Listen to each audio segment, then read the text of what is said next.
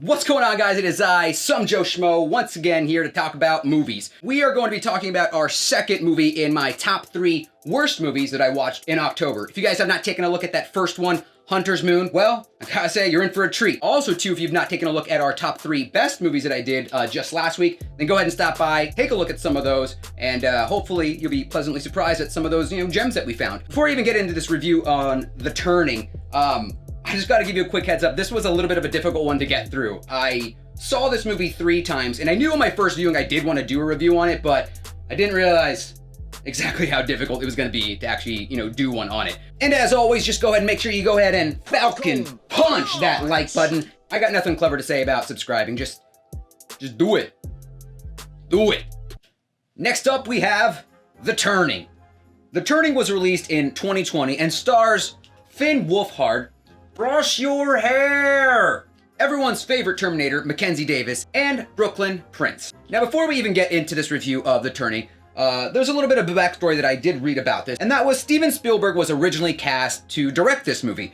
Now, due to how many rewrites and even just watching the movie and seeing how just all over the place it is, it's no wonder to me that, Steven Spielberg just decided to bow out gracefully from this movie. I mean, this movie, it's all over the place, guys. There's so many different concepts. There's so many different little plot elements that they try to explore, and then they just never really wrap it up. And it just seemed like they were so caught up in trying to, gotcha the audience throughout this movie that they just didn't know how to end the movie. And before you guys even criticize me, oh, Joe, you just don't get it. It's a retelling of the 1898 novel by Henry Jones, Turning of the Screw. And, it's about, trying to make you think, make you question whether or not these are actually, mental illness happening or if there's haunting. No, it's a retelling of a dookie story, and it's a terrible movie. Realistically, if you've ever wondered what it's like to experience cinematic blue balls, then look no further, because this movie does it to you in a nutshell. Mackenzie Davis plays Kate, a newly hired nanny to the very young Flora, played by Brooklyn Prince, and eventually to Miles, played by Finn Wolfhard, after he was,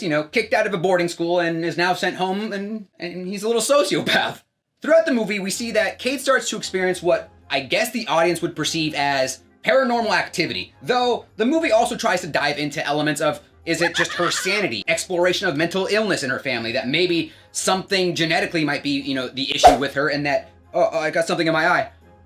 Maybe it's this terrible movie. Early in the movie, we see Kate visiting her mother in a mental asylum, and, as she goes to visit her mother, she's in a hollowed out pool, or an emptied pool, where she's painting a few pictures. And you can see a little bit of the concern on Kate's face, not only because obviously her mother's in a mental asylum, but also because, maybe it's a genetic thing. Maybe, you look at something that happens with, your parent and you can't help but wonder, is this gonna happen to me? But here's the thing. The movie's main, I guess you would call power play is, to make the audience go, is this really happening? Is Finn actually a sociopath? Is Kate actually going crazy? And is this movie just an interpretation of her, breakdown and descent into madness? The answer is yes. Everything. Now, I'd like to take the opportunity to just ask the classic question. If your movie is attempting to explore that everything that you were seeing is indeed a part of her mental break and that she is indeed going insane, why, oh God, why would you then include scenes of spookiness occurring without our main protagonist in the actual scene? To me, that makes it seem that there are spooky things going on because we're seeing them and not necessarily through Kate. Like, obviously, if Kate was there in every single moment that these things are happening, then you could potentially look back at the end of the movie and be like, I guess she was kind of going crazy then. But then, in one specific scene, we see Flora escort Kate into her room that she's going to be staying at. There's a terrifying looking sewing dummy placed in her room. And now this is the scene in which I'm referring to. Kate then, after being freaked out, rightfully so, by this, seated up sewing monster, puts the sewing doll away. And in typical horror movie trope where, you turn the head of whatever that spooky thing is, she leaves the room only for the head to, boom, adjust on its own. If you're trying to make me believe that it is indeed her going crazy, then this just scene doesn't make any sense. Over the course of the movie, we see that, Kate is constantly struggling, trying to keep her grip on reality. She's constantly being tested by not only the kids thinking that they're, being funny. By the way, let me just say, creepy kids, Just checking you were still here. I'm out. Constantly seeing spooky apparitions, dealing with the little sociopath known as Miles, and pretty much having everything that she's witnessed being constantly questioned by the caretaker, Miss Gross, who is played exceptionally well by Barbara Martin. Hidden deep down in the recesses of this movie is a potentially okay movie. But the movie attempts, like I said, so many times to try to gotcha that, it just stumbles along the way, and pretty much towards the end of the movie has no idea how to, figure out any of these plot elements that they've introduced. You have spiders being a reoccurring theme. You have Flora at one point has a conniption fit because she doesn't want to leave the premise. Is there anything more to that, or is she just scared because she saw her parents got into a car accident? You have Miles. Is he being haunted by the old, riding instructor, or is he, again, just kind of a little asshole? I mean, I don't know. I wish I could 100% tell you without certainty what exactly, some of these plot elements do, but do.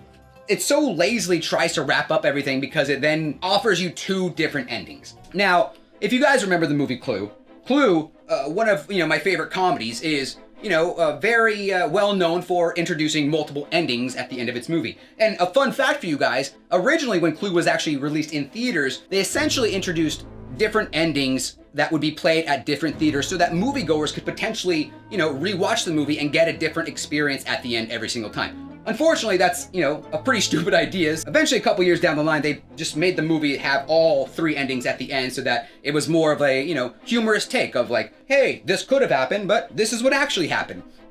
And that works for that movie. It's a comedy movie, and it's also, a mystery movie that allows for itself to play with the idea of multiple endings. With the turning towards the end of the movie, we get a scene where Miss Gross brings in a open letter to our lead, Kate, and Kate figures out that it is a bunch of drawings that her mother had sent her.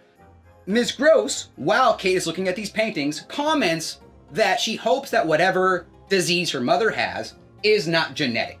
It's at this time that the movie pretty much goes full on batshit crazy. Kate discovering Miss Jezzel in the pond on the grounds of the house. Visions of Quint, who was the old writing instructor, unfortunately committing some sexual acts against Miss Jezzel. And then, confronts Miss Gross about this all, only for the specter of Quint to manifest and kill Miss Gross. That causes our lead Kate to then, pack up all of her bags, get the kids out of the house, and leave the premise. And it's at this moment, oh God, I can't. It's at this moment that we pan out, and it was Kate who was pretty much zoning out looking at the pictures that her mother sent her that Miss Gross gave her 20 minutes ago in the movie. And this is where it even, as she exits the kitchen from which she was standing in, overhears our children, commenting about how crazy she looks. It's kind of an interesting concept, as you see, the movie play out and go on, you see Kate's hair start to get progressively messier. Like, it's almost like her hair is now an interpretation of her sanity, and that it's, at the end of the movie, because she's so crazy, her hair's all crazy. It's, we got crazy hair, we got thin hair, we got Kate hair, we got... It's a mess. She tries to convince Flora and Miles that what she saw was real. Not only does it make it look more crazy, but then she violently starts to shake Flora, causing one of her dolls to break, and Miles pretty much delivering the fatal blow line to her. I can't fix it. She's broken. Just like you.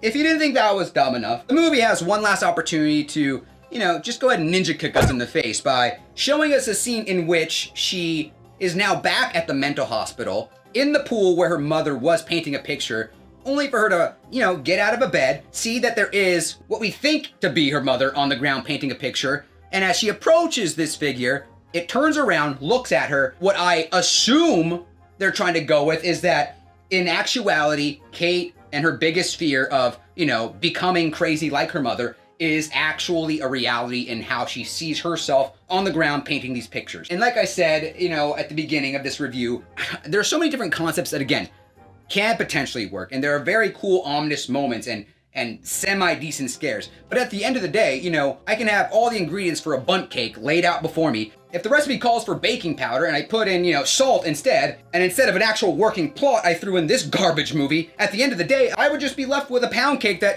tastes like cockadookie.